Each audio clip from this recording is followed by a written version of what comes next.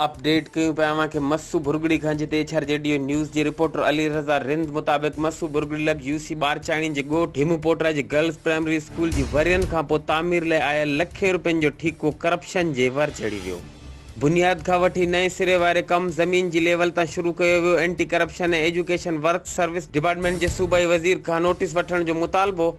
तफ़सील मूजिब मस्सू भुरगड़ी लग ॻोठ हिमूपोटरो जी गर्ल्स प्राइमरी स्कूल जे ठेके में ठेकेदार एजुकेशन वर्क्स डिपार्टमेंट ज़िले हैदराबाद जे एसडीओ जी मिली भगत करे स्कूल जी बुनियादी कम नाक़स मटेरियल इस्तेमाल करे खुर्द बुर्द करण लगा।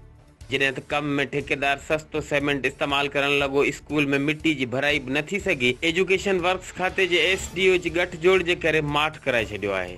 ॿिए तरफ़ ज़रियनि खां ॼाण मिली आहे त ठेकेदारनि पारां आला अख़्तरनि खां लखे रुपयनि रिश्वत ॾेई ही ठेको खंयो आहे। एजुकेशन वर्क्स जे एसडीओ खां वठी अबाला ऑफिसरनि ताईं कमीशन पिणु ॾिनी वई आहे, जंहिं करे ठेकेदार पंहिंजी मर्ज़ी मूजिब कमु करण लॻो आहे। ॻोठाणनि पारां डीसी हैदराबाद वर्क्स एंड सर्विस खाते जे सूबाई वज़ीर ऐं एंटी करप्शन हैदराबाद खां घुर कई त स्कूल जे ठेके वारे कम में मुबैना करप्शन जो नोटिस वठे।